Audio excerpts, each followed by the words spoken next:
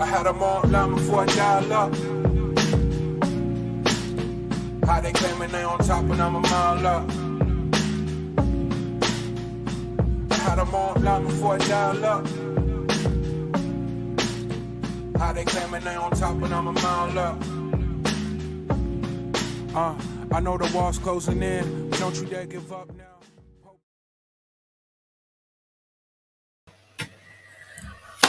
Welcome, folks. Welcome to another episode of Lukman Nation in Black Power Media. I'm Jackie Lukman. And I am Uncle Baba Lukman. And yeah, it's been a wild week, folks. We're a little bit beside ourselves because it's just been so much going on.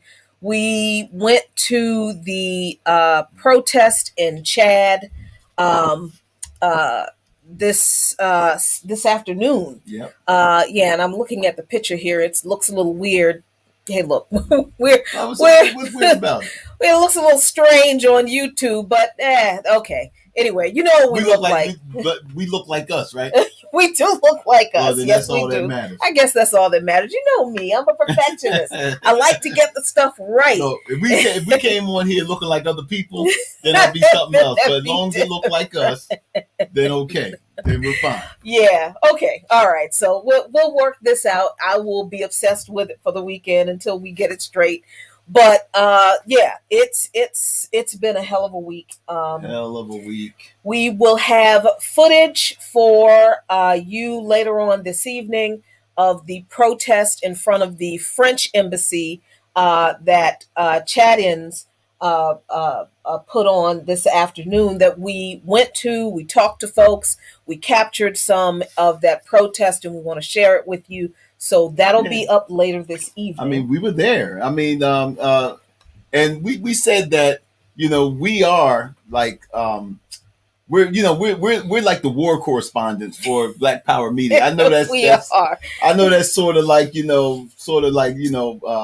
exaggerating, but we tried to be on the ground, man. And as y'all seen with the Palestinian, protests. We were there, Jackie and I, we got this bag that we got all of our stuff in. Yep. And we call it the Go Media bag. The Media Go bag. Right, the Media Go bag.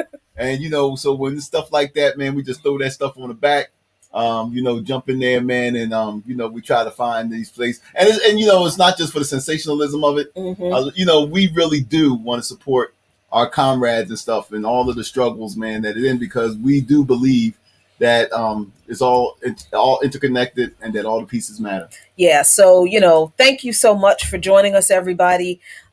We appreciate you. This is a lot to talk about. Another reason, this week has been just so overwhelming is because my host, Sean Blackman, on By Any Means Necessary, is on vacation.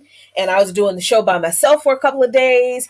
And then I had meetings for the church we're about to do our semi-annual meeting where we do all our business. Right, and I just got to say this because I'm listening to you describing everything that we do. And I remember, man, when we were doing the skit about the purse, and some joker came on there and said, "Oh, what a nice retired couple. They must don't have anything to do." Because we were playing around with this purse joke. Oh, look at that! Oh, they must be retired. They don't have anything to. As Patty said, if only you knew. If only you knew. Exactly. How much we do. You'd shut the hell up. Yep. Seriously. So so we're far from, and even though we ain't hating against that life, but nah, we still got a lot of gas in the tank, man, and we just use it more wisely now. Yeah, we do. So that's going on.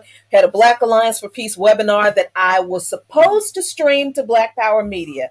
I apologize that I did not do that because it was on the same night as the church meeting. Yes. And the Black Power Media regular meeting. So I couldn't be in 2-3 places at one. Actually, it would have been 3 places at one time. So I apologize, y'all, that I wasn't able to stream that Black Alliance for Peace webinar on Columbia. But I'm going to see if I can grab the video for you and share it because that's really, really important. Right. I'm sorry. No, yeah, and so what else? Well, What else okay. did While we we're thinking, get because to? we got so much to do. Oh While my we're God. thinking, while we are thinking, let's look in the chat, because when you said Black Alliance for Peace, and I happened to look at the screen and I seen our good old friend Ricky Ryan. Yep. So so Black Alliance for Peace, Ricky Ryan. Ricky Ryan. There you go. That's right. So who else is with Ricky Ryan in the chat who came for Date Night Friday? Let's hear it. Yes, right. So we've got David Silberg, Manon Peterson, Shirley, Deborah Rodriguez, Jadorian M. Let me see, C. Celestin, Yeah, my man. Audra Walton, James Thompson, Zarek Tuvok. Let me scroll up. Lisa Catlett. Scroll up, make sure I don't miss anybody. Arif Hassan, Boscore 777. Let me scroll up, make sure I got. Okay, yeah, I think that's everybody so far who's joined us in the chat. I was laughing when you mentioned Lisa Catlett, because I was like, because Lisa been with us a while, right? Lisa been ride or die for years. So Lisa, one of these days we got to talk with Lisa, because I know that Lisa's like, damn, I remember when the Loop Mine used to be on camera with a flashlight, and that was the only lighting they had. They used to have a flashlight, and then when it was time for Jackie to talk, Bob would turn the flashlight up on her, and and she remember all the bubble gum and Scotch tape and all this other kind of stuff we used to do, man. But thank you, Lisa, for sticking with us. As you see, we're on the bigger and better things, thanks to you and the other comrades out there that keep on supporting us. Absolutely. And we see that Salafu Sese Mac, happy birthday, comrade. Happy birthday. Just joined us in the chat. And as always, let's get through the housekeeping stuff before we get to the meat of the stuff. We don't want to piss Jared off. No. You don't want to see Jared when he's angry. No, I'm just kidding. I'm just kidding. No, so listen, in all seriousness, what we're doing here at Black Power Media is really important to us because of the conversations that we've been having with people out in the streets at these mobilizations. When we went to the Palestinian protest the other day, those folks were glad to see us out there, and that we wanted to talk to them, that we wanted them to share their stories with you. When we went to the French embassy today and talked to the people from Chad and in the Chadian diaspora, they were glad to see us, and they asked us, folks in the African diaspora, especially in the United States, for our support. Yes, they did. They called us brothers and sisters. Yes, so it is important, very important, that we have Black Power Media and that we do this work through this medium. So if you're not a member of Black Power Media, join Black Power Media today, $4.99 a month. If you can't do that right now, that's cool. We understand. The least you can do is subscribe. You can like this video right now. You can share. You can invite friends. You can become a patron of Black Power Media on Patreon at patreon.com/Black Power Media. Look, we need your support. We can't do this without you, but never forget, and we never forget that we're doing this for you. Exactly. So all that stuff, like, subscribe, share, join, Patreon. Yes. That's right. Okay. The other reason this week has been so difficult is that Israel has attacked Gaza again. Right. So look, let's just get into the meat of how this happened. Tomorrow is the commemoration of what Palestinians call the Nakba, which translates into the catastrophe. Right. And it is informally, in short, when over 700,000 Palestinians were forced from their homes in villages throughout Palestine because of the Israeli occupation. Right. Some people will falsely call this ethnic cleansing that Israel committed. Some people will falsely frame it as, Palestinians, they left or they'll make it sound really benign. Right, the Palestinians voluntarily gave up their. No, the Israeli army forced them to leave. And they forced them to leave as an act of war and with the support of the United States. Right. So Encyclopedia Abdus over here is going to, he's going to help me. We're going to talk about how the Nakba happened, the historical events that underpinned and led to not just the Nakba in 1948, but what's going on today. So before we do that, though, do you want to get this video? Let's do the video. Yeah. And we can come back and kind of, as you always say, chop it up. Yeah. So let's take a look at this video. It's about 6 minutes long. So, this is, we think, a good overview of the situation in Palestine today. So check this out.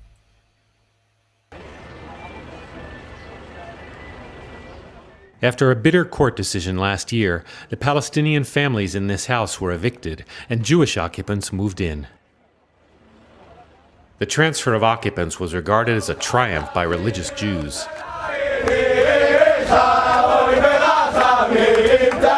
but an outrage by local Palestinians and Israeli peace activists.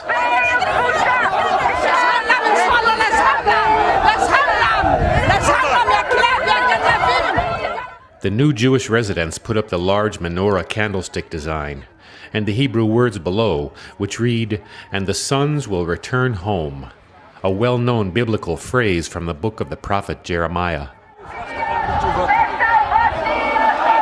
Across the street through this gate lives Saleh, his wife and 4 kids, and 14 other extended family members, including his mother and father. The government and the settler and the police is together. They don't want Arab here. Saleh begins his story, as many Palestinians do, with the War of 1948. His parents fled from their home in Jaffa and stayed with his mother's relatives near this neighborhood. Nothing they was here Just before. the grass and Yeah, only trees, and they beginning to build 28 houses. The government Jordan, they give him the land, and the Anwar, they building the houses. They're beginning another life, a new life. But the new life ended with the 1967 war, and a few years later the court cases started against the occupants of these original 28 houses. They continue the Nakba, the third Nakba. So if you see in 48 the first time, and 67, and the beginning in 70.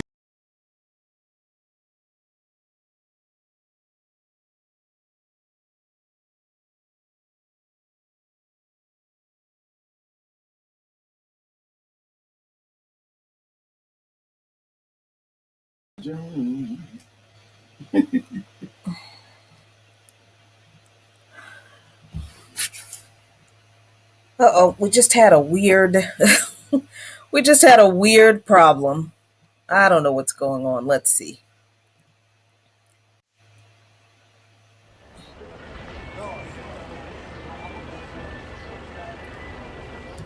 After a bitter court decision last year, the Palestinian families in this house were evicted and Jewish occupants moved in. The transfer of occupants was regarded as a triumph by religious Jews,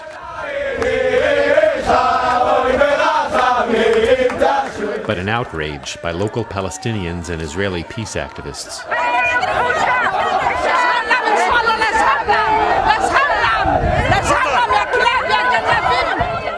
The new Jewish residents put up the large menorah candlestick design and the Hebrew words below, which read, "And the sons will return home," a well-known biblical phrase from the book of the prophet Jeremiah.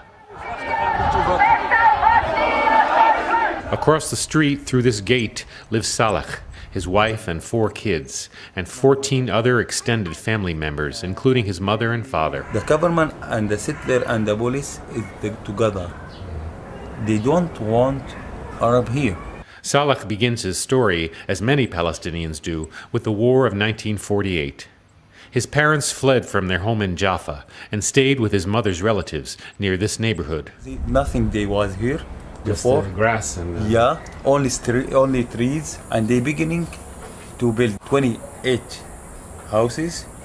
The government Jordan, they give him the land, and the onward they're building the houses. They're beginning another life, a new life. But the new life ended with the 1967 war, and a few years later the court cases started against the occupants of these original 28 houses. They continue the Nakba, the third Nakba.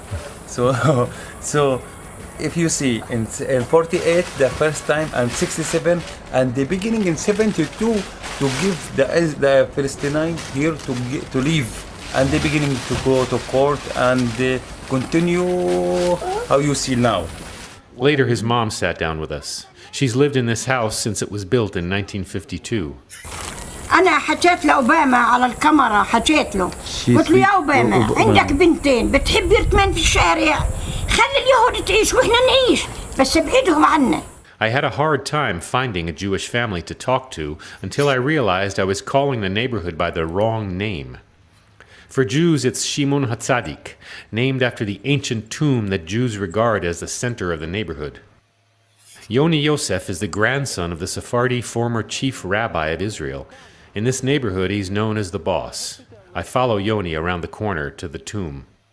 People come to pray here from all Israel, and who can tell me that is not Jewish capital and this is not a Jewish neighborhood?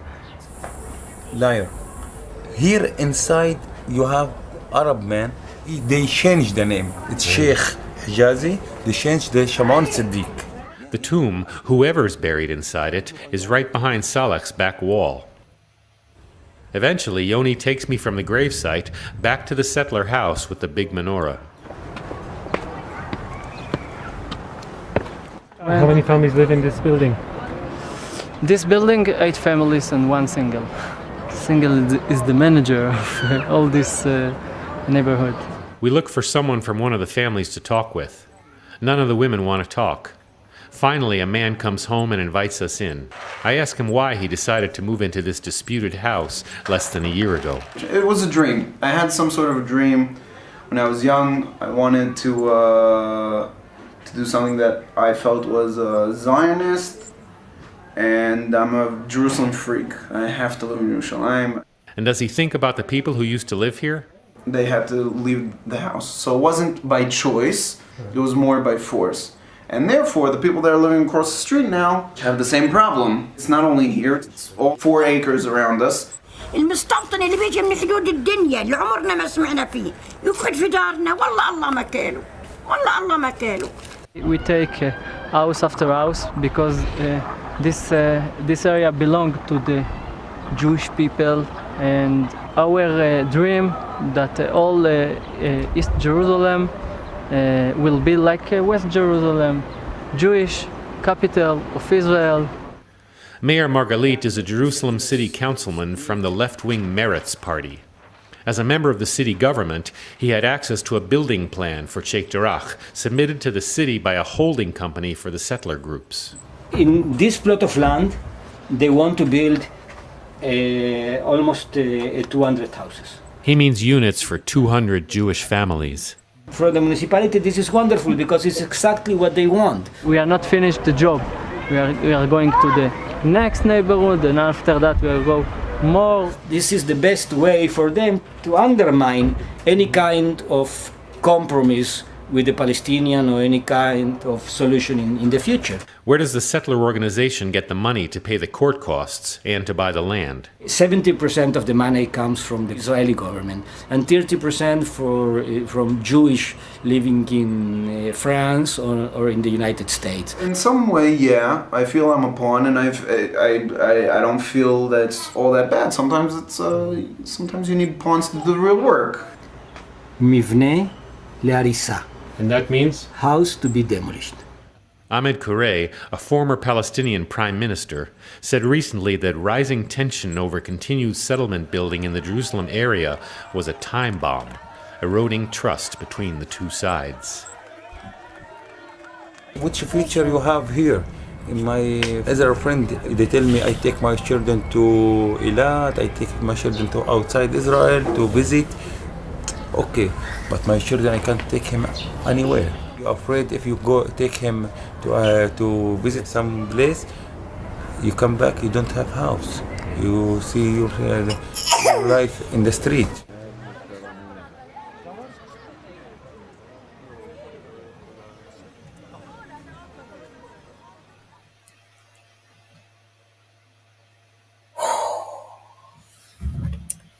So I see a lot of you all's comments in the chat, and whatever it is that all of y'all are feeling, I don't know about you, but that's how I've been feeling.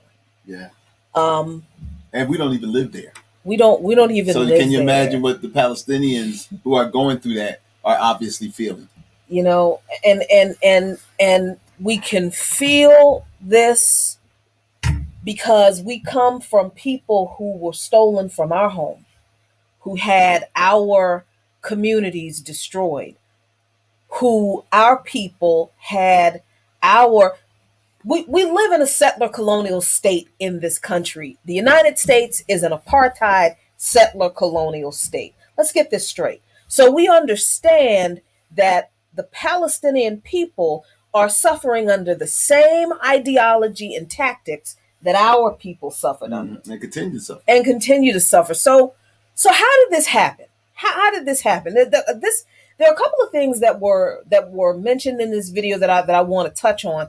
The Jewish guy in the beginning of the video who said that, you know, because there's a Jewish tomb in the neighborhood, then that means, you know, because there's this Jewish tomb here, you can't tell me that this isn't a Jewish neighborhood, that this isn't Jewish, and you know, there's a Jewish cemetery not far from where we live in this black ass neighborhood. Now, this neighborhood used to be mostly white, and it used to be a large Jewish population in this neighborhood. That's why there's actually, I think there are 2 Jewish cemeteries. Yeah, there's quite a few. One on Alabama. One on Alabama Avenue, and then one around the corner, up the street, like around the corner in Maryland. So by this guy's logic, in this settler, in this Zionist settler in Palestine, and Jesus, keep me from cussing a lot tonight because I can feel it. The spirit of cussing is upon me. But according to this Jewish settler, because there is a tomb of a Jewish person in the neighborhood, then that means the neighborhood is Jewish and that everything in the neighborhood belongs to the Jewish people. I wish somebody would come over here and use that kind of bullshit logic, talking about, oh, because there's a Jewish cemetery here, this is now ours. Well, yeah, I mean, using that logic, then any Native American could come around. I mean, how many Native burial grounds there are? So, I mean, with that logic, I mean, you know, and you're not, and as we see, a lot of these settlers are getting their money from Israel. I mean, from the people in the United States, Canada, Europe, France, just to name quite a few. And so with that logic, I mean, any Native American, and rightfully so, could come around and say, hey, look, we got a Native burial ground here. In fact, they've done that with Rushmore. The Black Hills. Right. And the United States ain't trying to hear that, even though they know that the Black Hills is a sacred religious place for the indigenous people there. So, I mean, again, you see the hypocrisy of settler-colonialism. One thing I wanted to point out, though, is the guy who sounds like he comes from Brooklyn. Yeah. Now, here it is. He's sitting up there talking about he had a dream, and the unapologetic way, no remorse. You know, you just see like, oh well, the people across the street, they have to move too. I mean, I mean, you see a guy who probably never stepped foot in Israel before, know nothing about the history, don't care about the history, and basically is okay, you know. But see, when you come from this country, then it's a lot easier for you to understand what it means. You know, it's a lot easier for you to take stuff because I mean, you come from here, so you know, dispossessing people of their land, dispossessing people of everything. That's the settler colonial way. It's the settler colonial way. So of course, you know, it's like a fish jumping from one pond to another with these racist people. So again, and I think what was so tragic is, pardon me, when the Palestinian family, they can't even leave their house because they're afraid that if they come back, there's going to be somebody like that settler colonial list on the video that went viral. Oh, well, they're not here. I'm going to take over your house. And they have no recourse, Jackie. Nope. They can't go to the courts. Nope. There's no police. In fact, it was the Israeli courts that determined that these Palestinians have to leave the area. Right. Now, one of the things they don't understand, and I'll make this point real quick, is that in the beginning of the Jewish European invasion of Palestine, because that's what it was.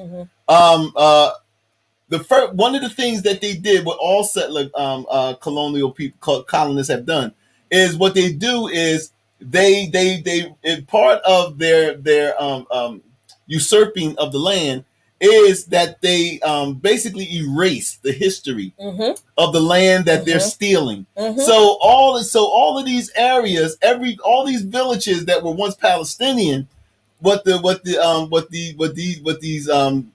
settlers have done is they remove the Palestinian names for these villages, and they put and they put Jewish names on these villages and stuff now. So it was a great point that the documentarian made when he said, "Look, I'm calling it by the wrong name." No, you were calling it by the right name. But this is all part of settler colonialism. Is that, hey, look, first of all, there was no people here. This is their myth. There's no people here. We heard that before. And if they say, well, there were people, well, they weren't doing nothing with the land. Right. So, so it's this myth that the Zionists, and we're going to get about Zionists later on, but the settler colonialist tale is, oh, well, they wasn't doing nothing with the land, which, there is, when we had did some research years ago on it, and we found out that that Palestine, the exports from Palestine pre-1948 was a heck of a lot more than what Israel was doing right up until recently. And that's only because they have American and other help. But the Palestinians were doing this all themselves, and their exports was a lot higher.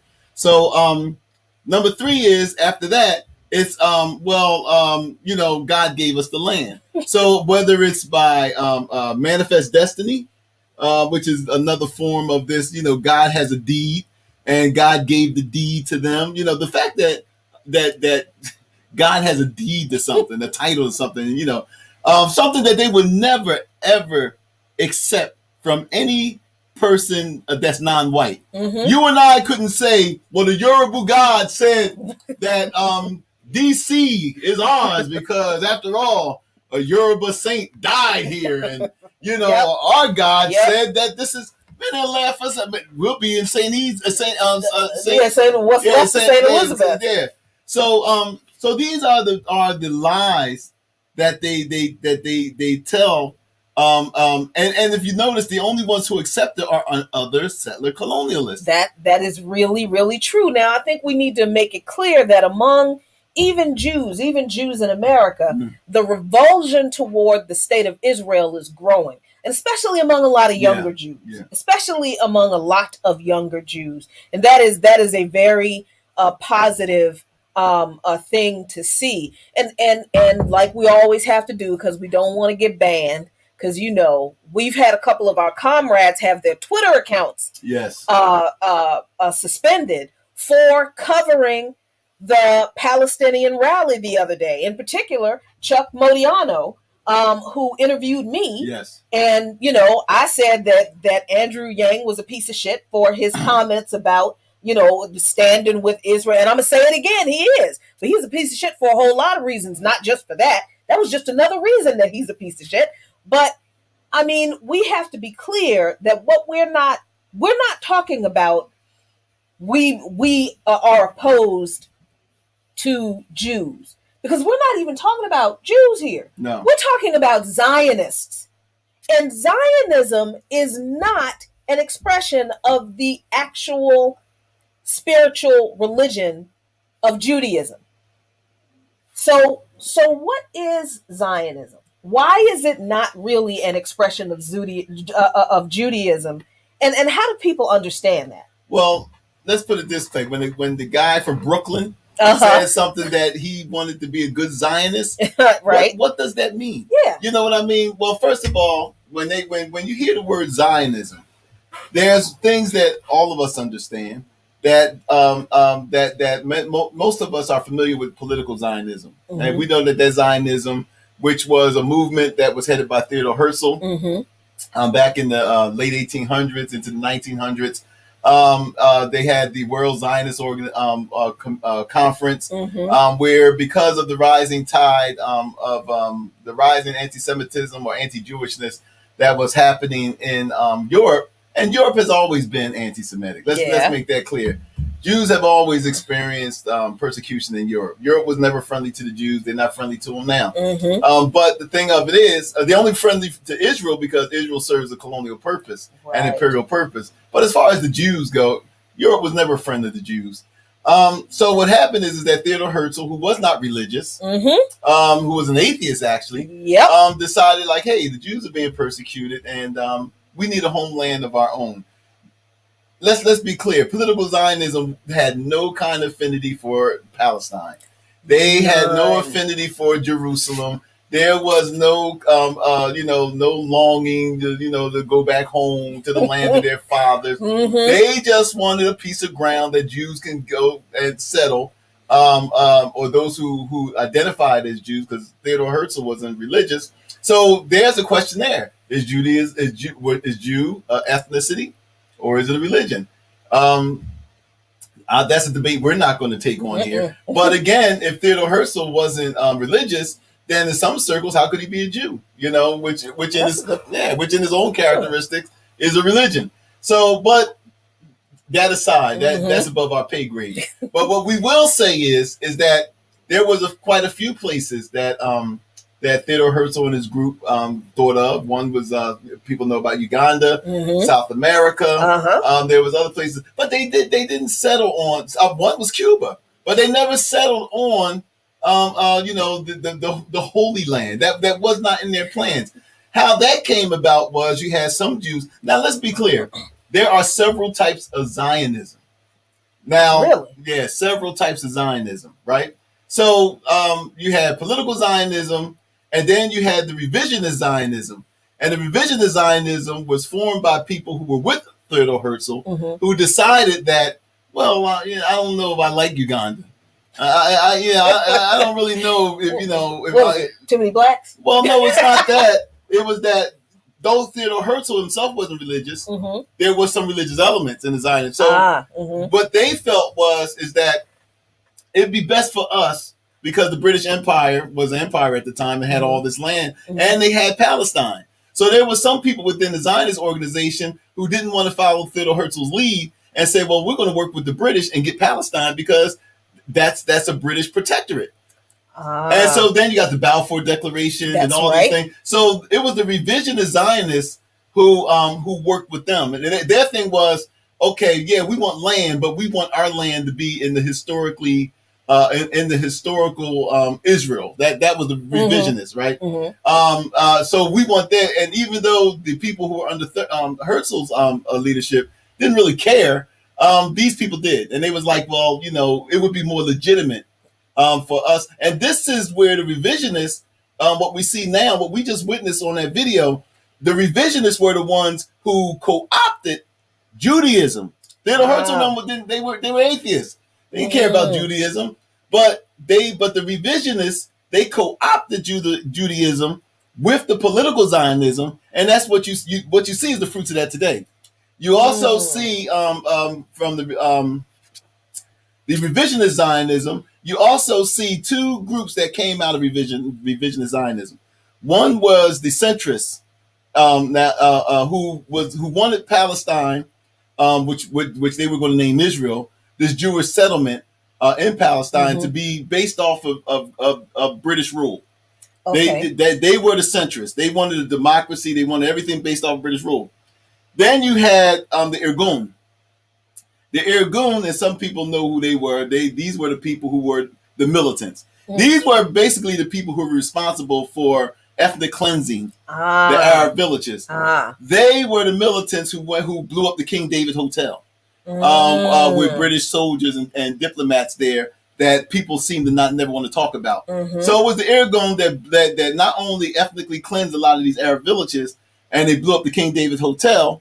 They were the ones who came up with Eretz Israel, which means Greater Israel, from the sea all the way to the Euphrates and from the river to the sea, right. From the river to the sea. So this was them, and they were totally believers of ethnically cleansing the indigenous people and having this as just a purely Jewish settlement. So we see these the ideology of these early founders of these different Zionism, and there's more. You have the labor Zionists. The labor Zionists were Jews who advocated for immigration. So while you have a lot of European-looking Jews there who aren't indigenous to the area, was because the labor Zionists were the ones who were advocating this mass migration from Poland, from Russia, from all of these European countries to build up Israel. This is our home. So that's why they call it labor Zionism. This was also helped because this movement came right after the Nazi horrors of World War II. So you have Polish Jews, Hungarian Jews, Jews that were throughout Eastern Europe, answered the labor Zionist call to let's go and build this state.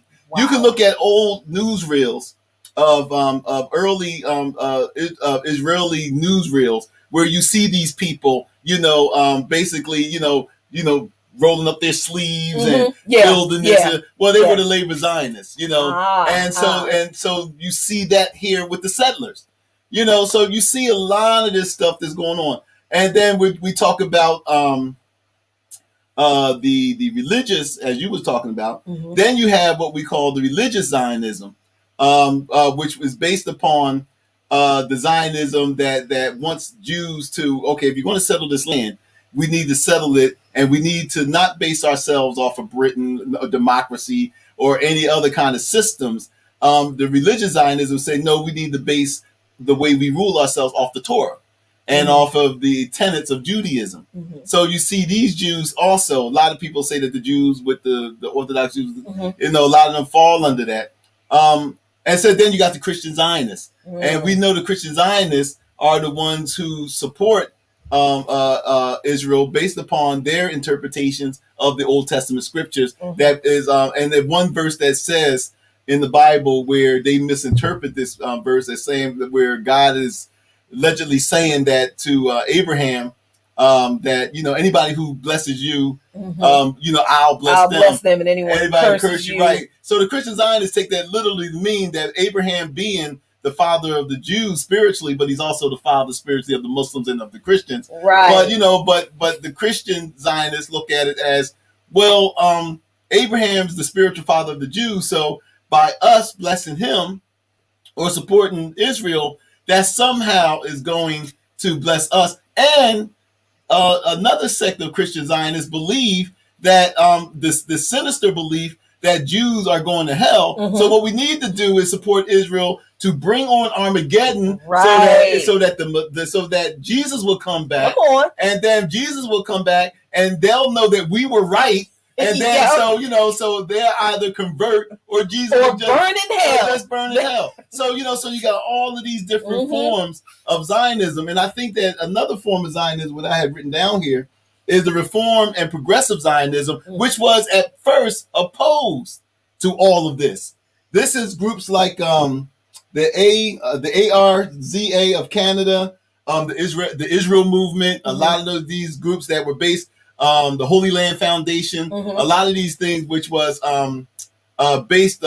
which was at first anti-Zionist, right? But then, for whatever reasons that I don't know, now they support Israel, and so we don't know. Again, I don't know what happened, why they changed their methods or their belief systems.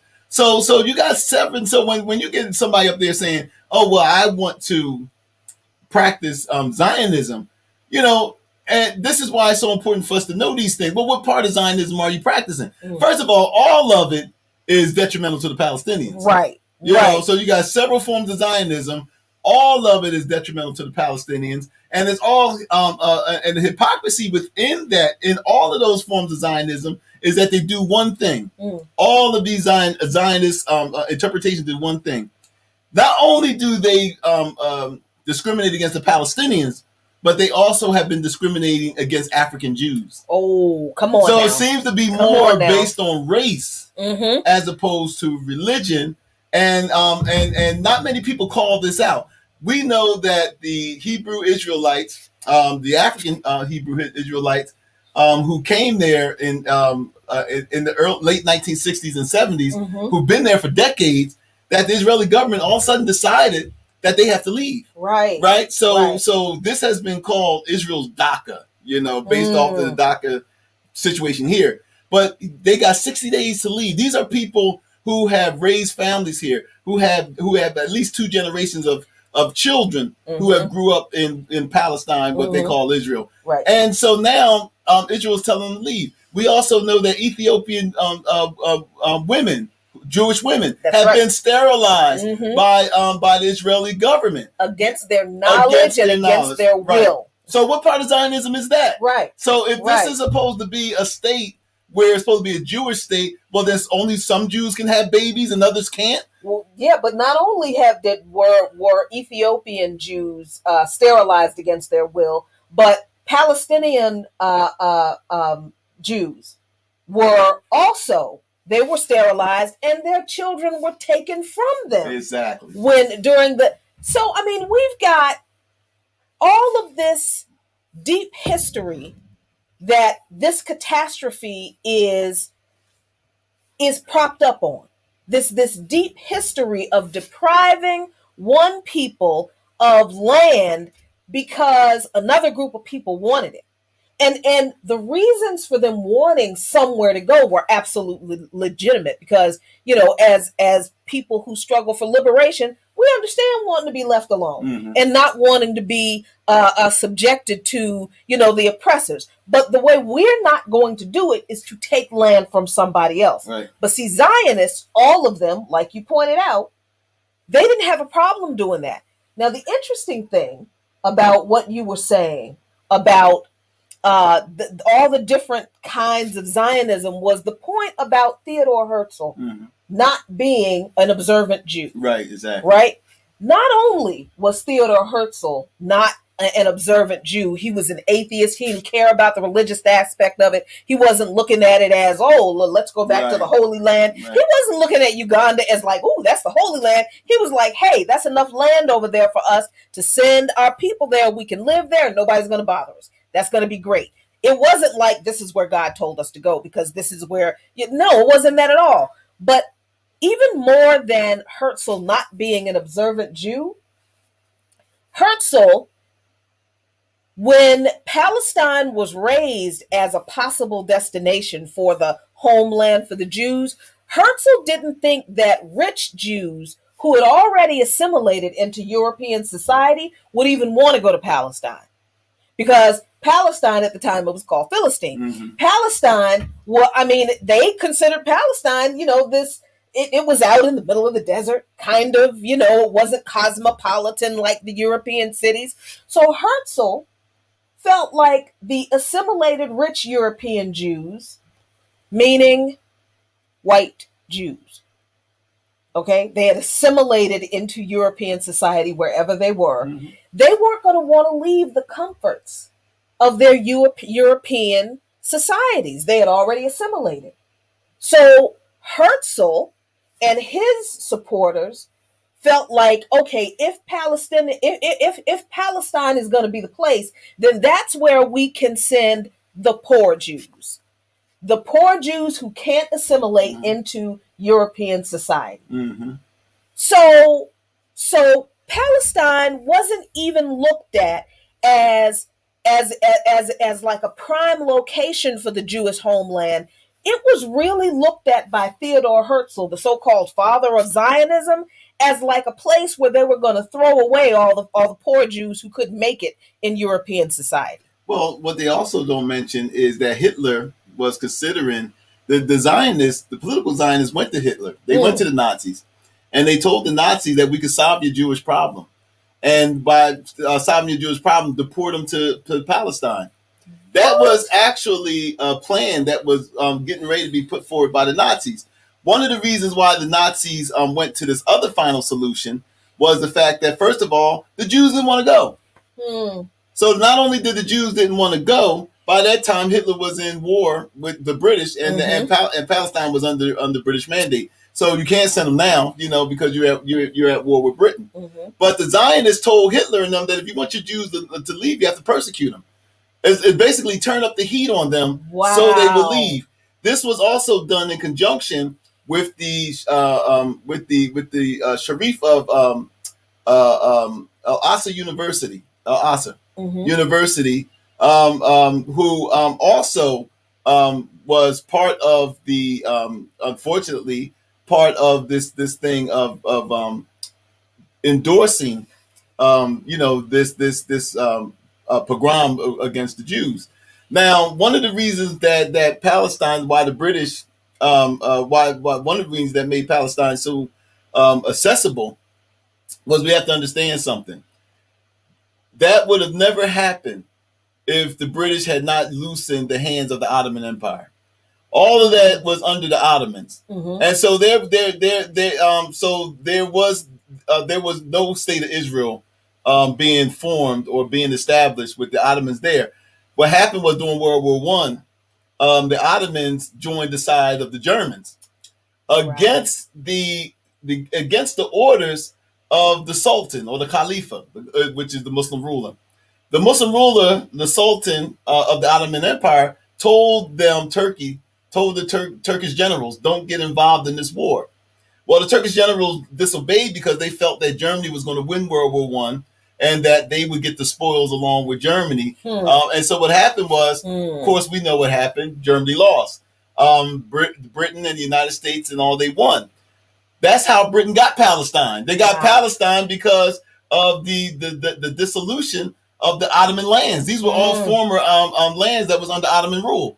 So when the Ottoman Empire lost, then that's when the British confiscated all of mostly the Middle East that was formerly under the Ottoman protectorate, which was all part of, which was the last example of Muslim political rule, which is what ISIS and them is all trying to reestablish again. Wow.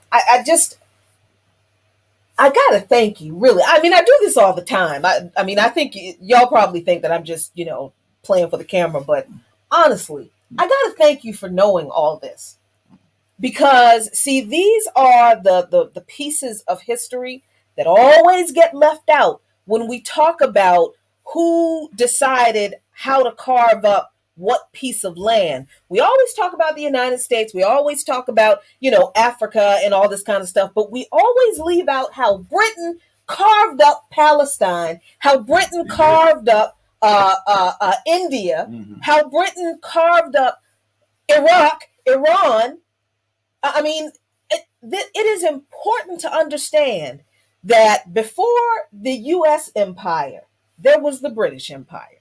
And all of the problems that the U.S. empire is entangled in around the world, almost all of them were caused by the British Empire. And Palestine is one. So now we're at the point where Palestine is under Britain has it because it was a spoil of war. Right. But here's something that you said a little bit earlier about, this myth that there were no people, there was nobody in Palestine before the Jews came along in 1948. They weren't there. They weren't doing anything with the land. Makes me laugh. It does make me laugh because it's like y'all will come up with anything to justify genocide. That's really what it is. And we've seen that with the settler colonists here. What did they say about the native people? Well, what were they doing with the land? It's the exact same thing. Well, what did they say about our ancestors? They justified enslaving our ancestors because we didn't have a history. We right. Well, they didn't have a history. What were they doing over there? And they were just running through the jungle, not beating on drums and with bones in their nose. It's the same narrative that they use to justify their settler colonial genocide. But this is one of the myths. All right, Palestine is a land with no people, for people with no land. That's the lie that was mentioned earlier. Here's the truth about Palestine pre-1948. In 1922, nearly 90% of the population were Arab, Muslims, and Christians. So that means there was another 10% of the population that were something else. What were they? Jews. Yep. They were Jews. In 1947, right before Israel was established, when was World War II? World War II started around like 1939, okay, 1940. Right. So this was after the Holocaust, right? This was after World War II, after the Holocaust, 1947, right before Israel was established. The population of Palestine was about 2/3 Arab, Muslims, and Christians. Who were the rest of those people? Exactly. Jews. This is important because after World War II, Palestine didn't close its borders and say, you Jews fleeing Nazi Germany and the Holocaust, you survivors of the Holocaust, can't come here. That's not what happened. That's what Zionists want you to believe. That is what they always say, that they didn't want us. We were persecuted by everyone in the world. Palestine had nothing to do with the persecution of the Jews. Well, I think it's another point that's important to be made too, is that everywhere in the so-called Middle East, in every Arab country, you had large, thriving Jewish populations. Exactly. So even today, you have a thriving Jewish population in Iran. You have them in Iraq. That's right. In every Arab country, you have thriving Jewish populations. In Libya, in Algeria. I mean, so there was no there wasn't there wasn't the persecution. The Jews didn't see persecution in the form that they would witness in Europe. Europe gave birth to the Inquisition.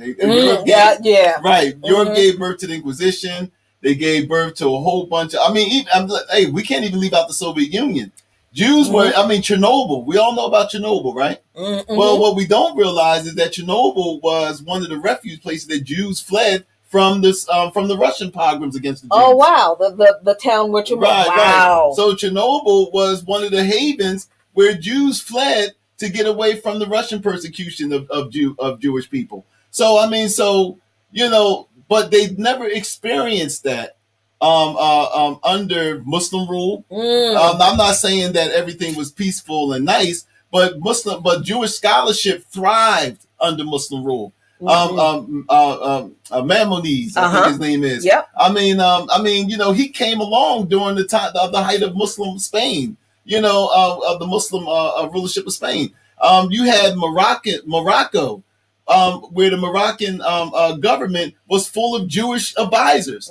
You had in Jerusalem, where Umar ibn Khattab, who was one of the what they call the four righteous caliphs, Umar ibn Khattab, he in Jerusalem, he created a space that they're fighting over right now, where El Aqsa or Temple Mount. But he created a space because the Christian, Jews, and Muslims were fighting each other.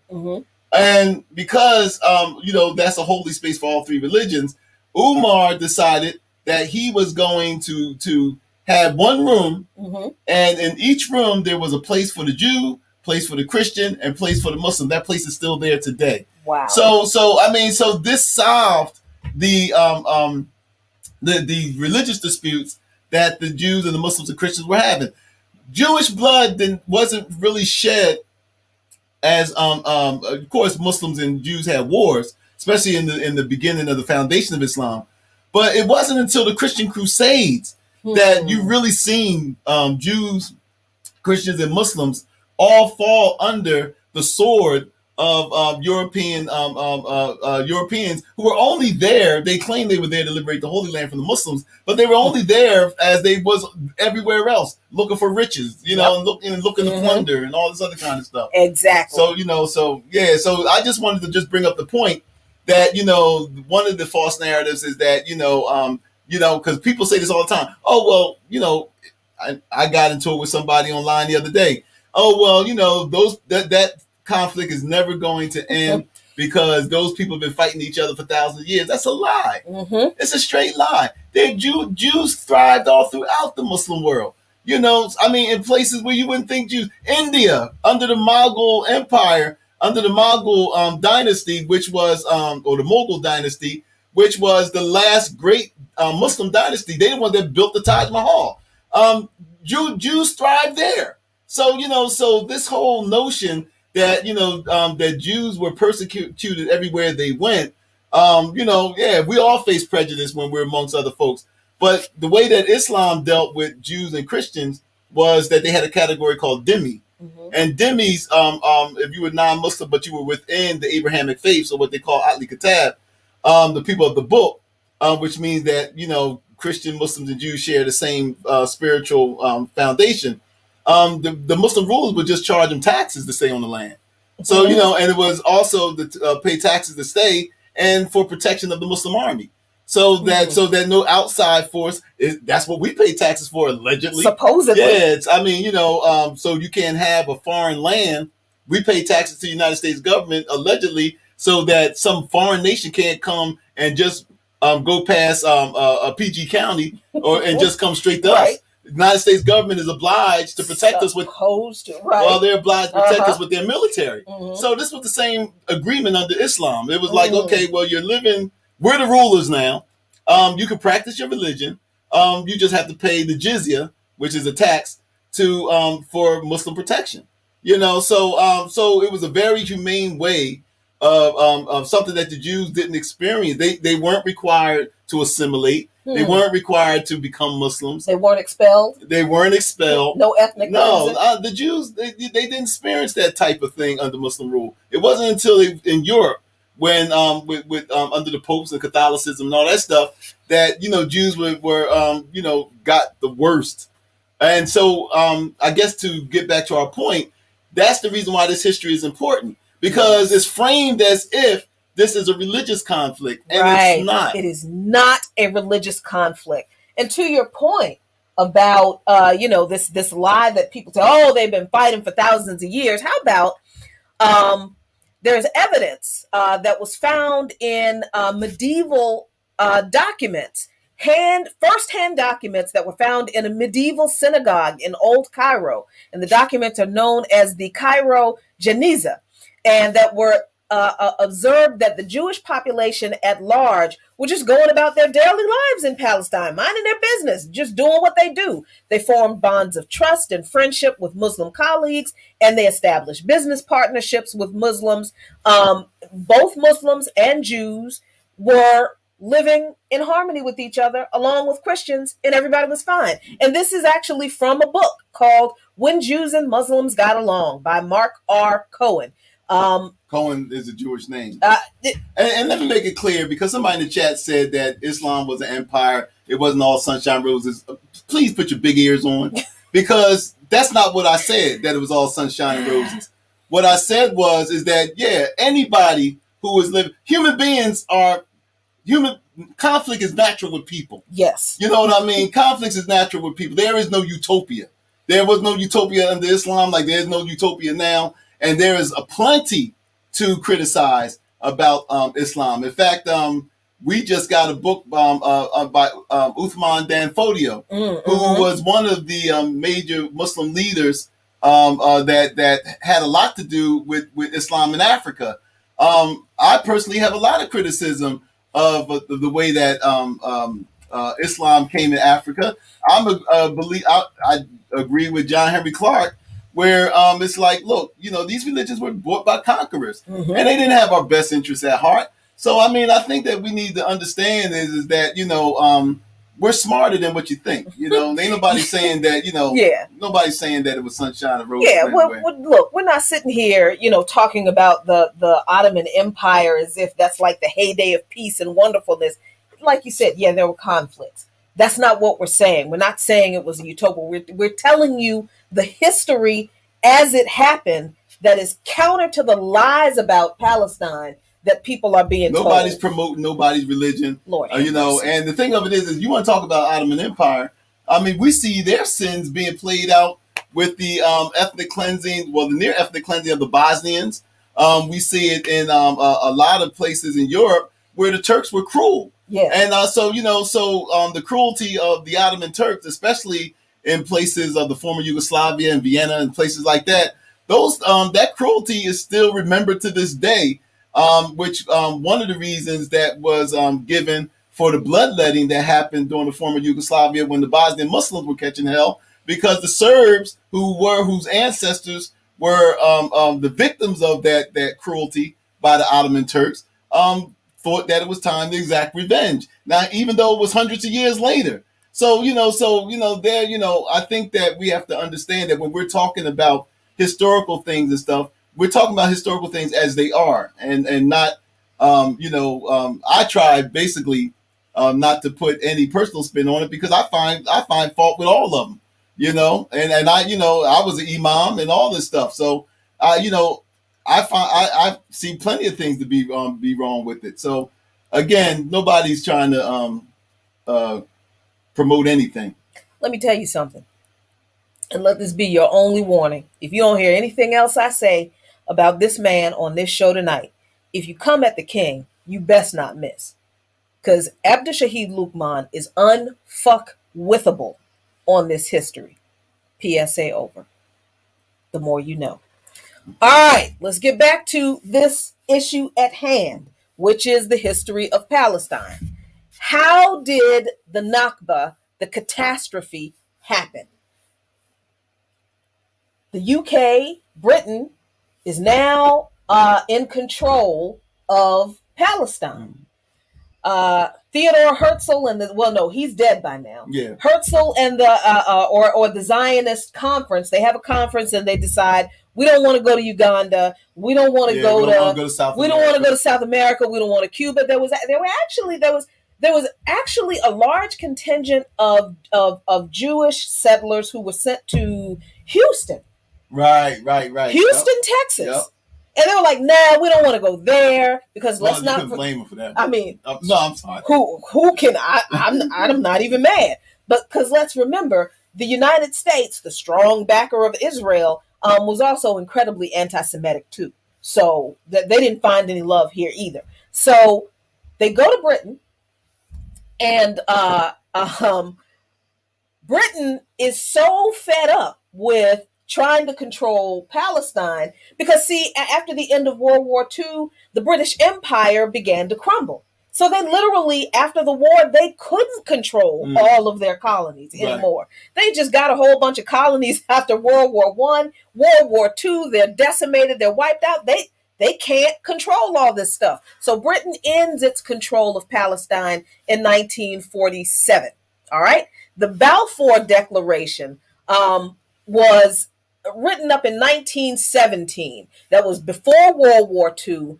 And Britain allowed uncontrolled immigration into Palestine of European Jews, but the Jewish population was still a minority compared to the indigenous Palestinians. Now, remember, again, this was the immigration was controlled by Britain at this time, not Palestine. But even then, Palestinians were not like, no, don't bring any more Jews here. They were just like, okay, fine. People have to have somewhere to go, but let's just share. But why? What did the Palestinians not care?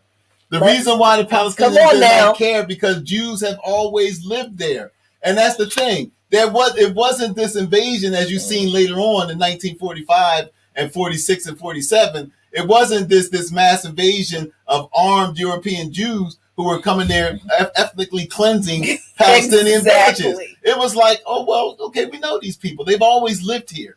So it was basically based upon, well, they have holy sites here. The Palestinians or the Philistines, as in their language. Well, we knew that the Jews had a history here. Right. So no one's going to deny them, their right to come and worship at their holy places. This is what the Palestinian attitude was. So they wasn't going to stop. The only reason why you had this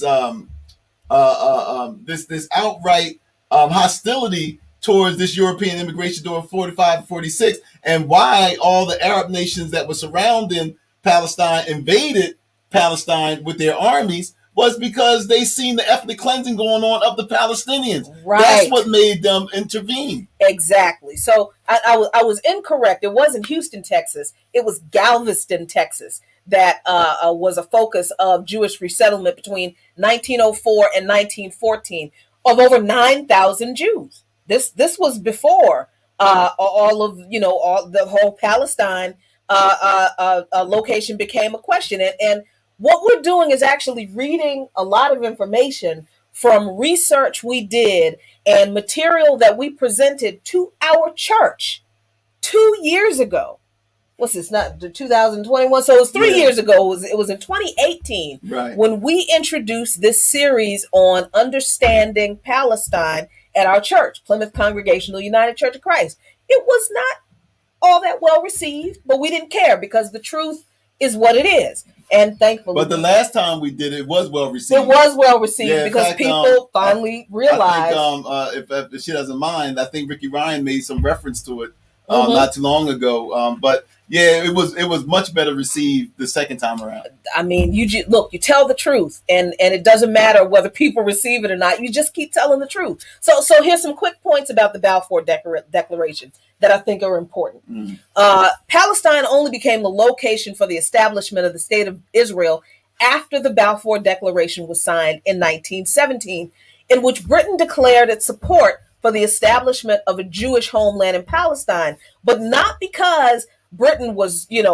for the Jews or anything. The document was actually intended to rally Jews around the world, especially Jews in the U.S., by establishing a pro-British Jewish population in Palestine that would help Britain protect the Suez Canal route in Egypt and protect its colonial interests in India during World War I.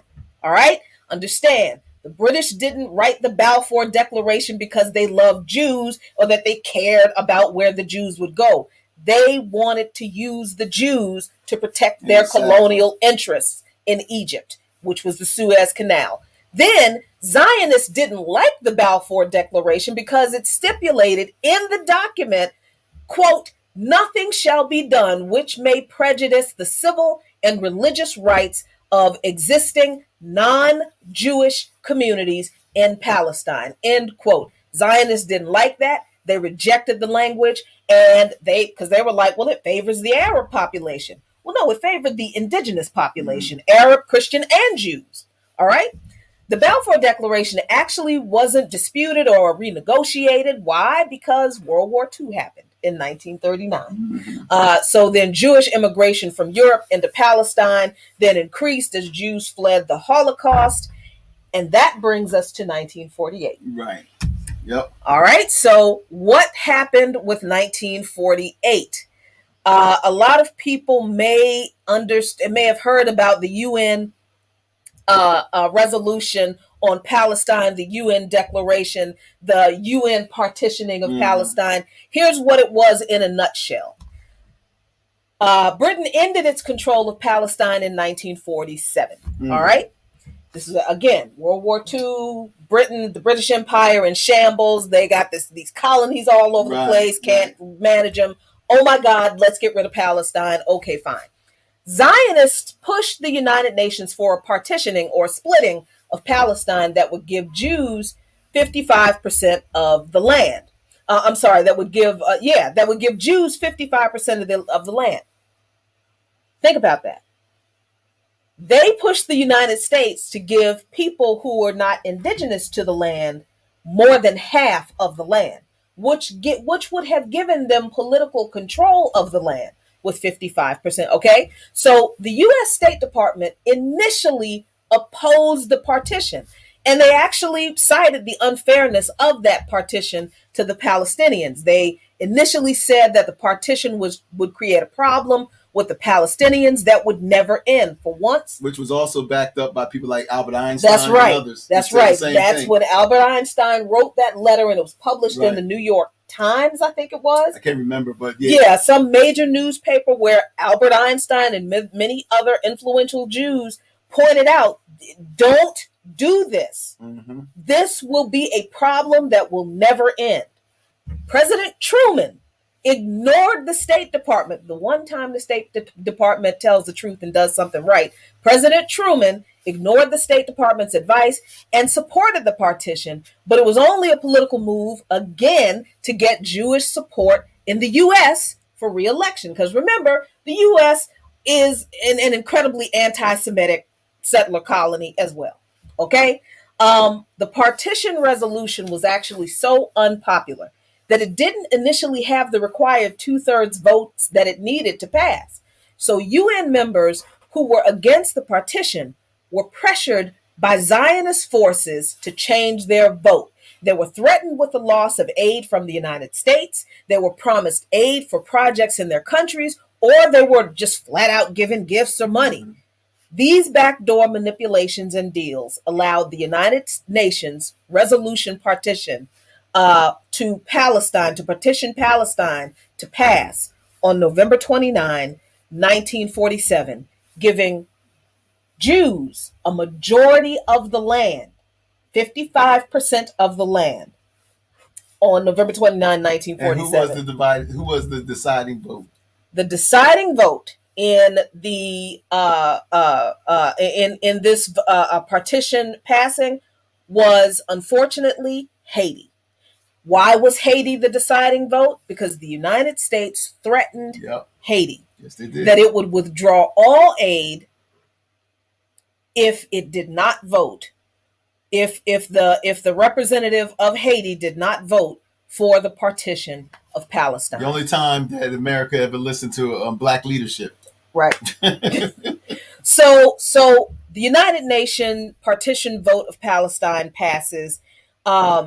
Indigenous Palestinians, Arabs, Palestinian Christians, even Palestinian Jews who realize that they are suddenly under the control of another occupying force. Mm-hmm. First it was the British, and now it's this new state of Israel, right, called the Jews. So one thing that the Palestinian man with the 2 children mentioned in the video, he mentioned 3 dates. He mentioned 1948, 1968, and 1972. So what happened in 1948? That's important to the catastrophe, the Nakba. You asked me? I'm asking you. I'm sitting up here like, oh. Well, I know about 1948, the establishment of the State of Israel, which accelerated the ethnic cleansing of Israel.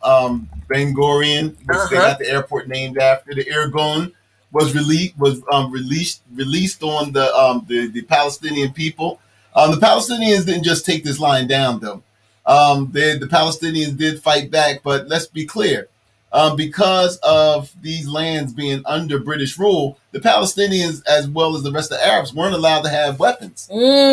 So not only was these Jewish settlers given weapons by the British and others, the Palestinians, as well as the other Arabs around them, didn't have weapons. They didn't have the necessary weapons to stave off this invasion. So it wasn't like the Palestinians just took this line down. They did try to fight, but they were outgunned, because like any kind of settler colonialist, what you want to do is make sure your population that you are occupying isn't armed. And so that's what the British did with the Arabs during that time after their takeover. So in 1948, we see that the Irgun, as I stated earlier, blew up the King David Hotel because the British were against the actions of the Zionists, of the political Zionists, and how they were treating the Palestinians. It's just that the British wanted to militarily intervene to protect the Palestinians, but they were too weakened by their fight with the Nazis. They were too weakened by, they just came out of World War II.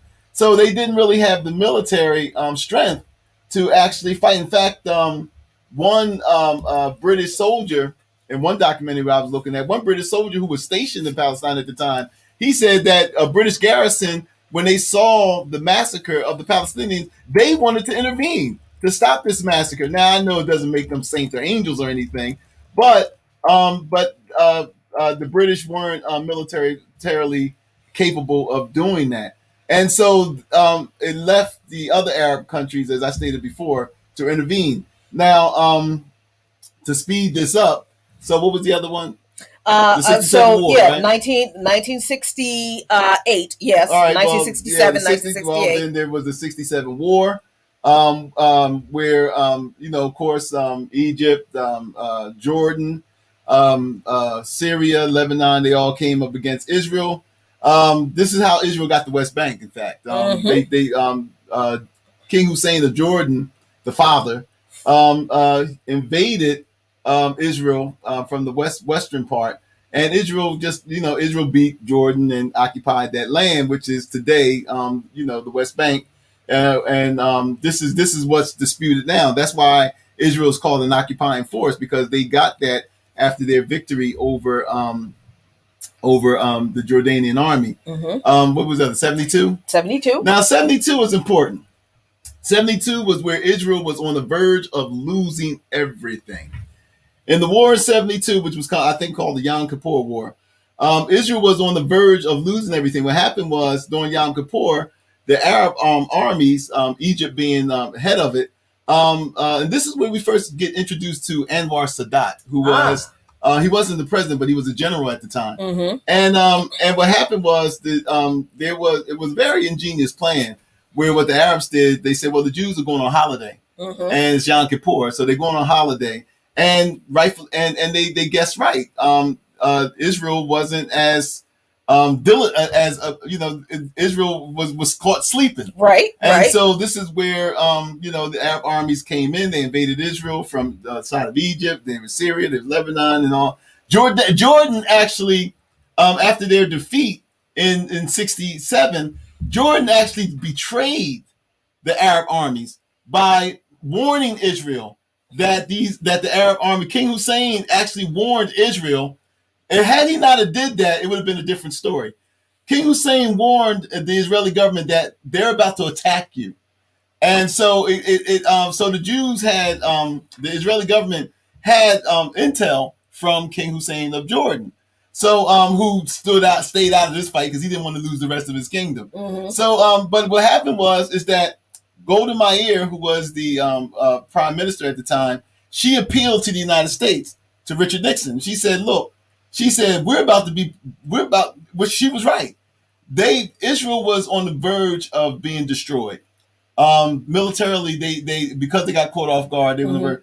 And so Nixon sent military aid to Israel and stated that you will never be outgunned again. This is the reason why the United States has this military alliance with Israel now. It stemmed from 72. Because when they seen how close Israel was to being destroyed, the United States made a commitment, which started with Richard Nixon, that you will never be outgunned again.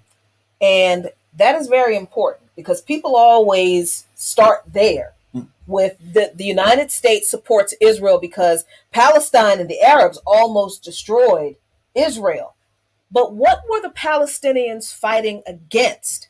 How about between 1947 and 1949, at least, and this is a conservative number, 750,000 Palestinians from a 1.9 million population were made refugees beyond the borders of the state. Why? Because Zionist forces had taken more than 78% of historic Palestine, ethnically cleansed and destroyed 530 villages and cities, and killed about 15,000 Palestinians in a series of mass atrocities, including more than 70 massacres that began officially with the UN vote to partition Palestine and give most of the land to Israel. You always hear about, they act like they're doing the Palestinians a favor by saying you need to go back to the 67 borders. This was before the 67 war.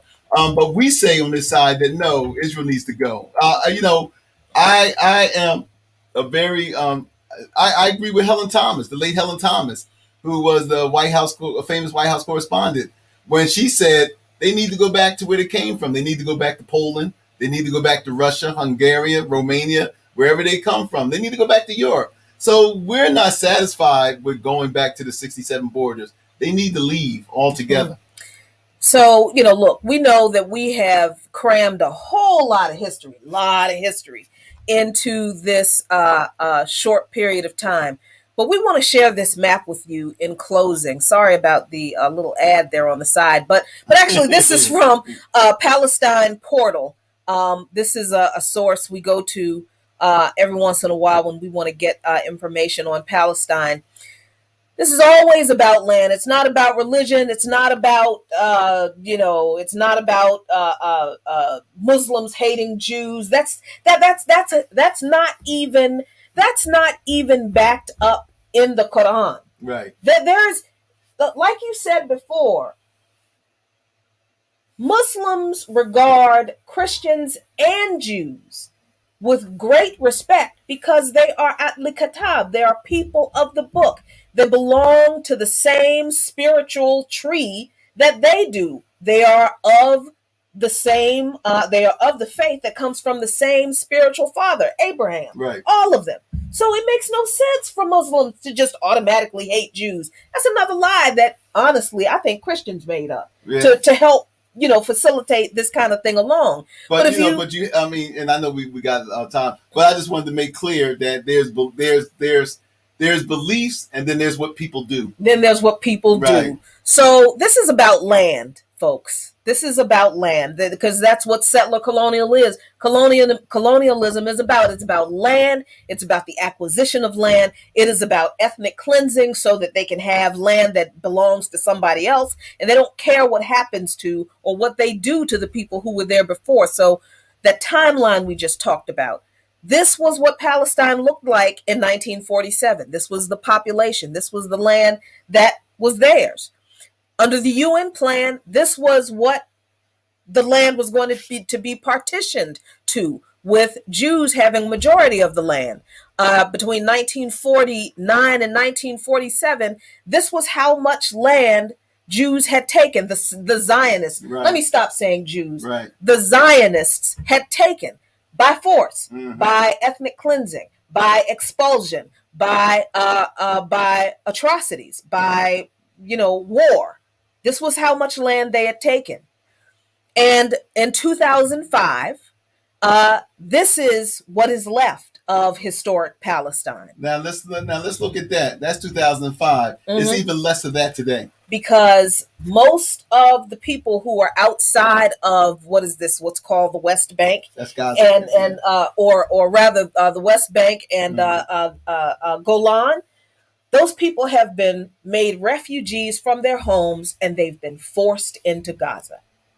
1.3 million Palestinians forced into Gaza, an open air prison. That's where the open air prison in the world is. Not in Xinjiang province where Chinese Muslims, Uyghur Muslims, are literally dancing in the square celebrating Eid al-Fitr. Literally dancing in the square in front of a mosque celebrating the end of Eid. But our Palestinian, the end of Ramadan. But our Palestinian brothers and sisters, what were they doing on Eid al-Fitr? They were being bombed and gassed and raided by Israeli police. So this history is how al-Nakba happened. This is how the catastrophe happened. And it is our job as those who fight for liberation to fight to end it. So stay tuned for the last dope intellectual. We thank you very much for joining us tonight on this broadcast. Please share this video with your friends, especially with your friends who are we support Israel. Share this video with them and share the truth with them. You're not responsible for how they receive it, but now that you know, you're responsible for what you do with it. That's right. So thank you so much for joining us. We appreciate you very much. We see you all in the chat. We love you a lot. We got a lot of work to do. So as the Honorable and Eternal Chairman Fred Hampton said, we say to you peace if you are willing to fight for it. And we have got to fight for peace. Yeah. Good night, y'all.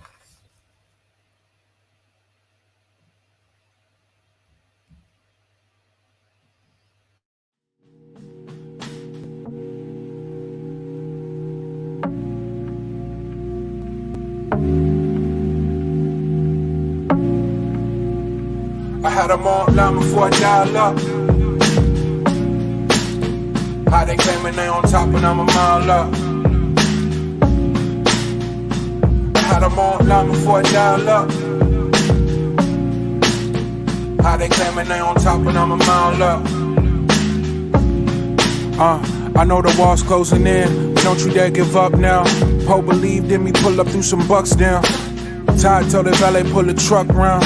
Push the line after we drew it, it's just us now. Would you believe me if I told you my granny told me she prayed this? Then booked the surgery just to pull me out of the basement. Right back where I started, nothing to show for a facelift. Got pushed playing Walter White and Davis, never felt so dangerous. The type of power they can't quantify.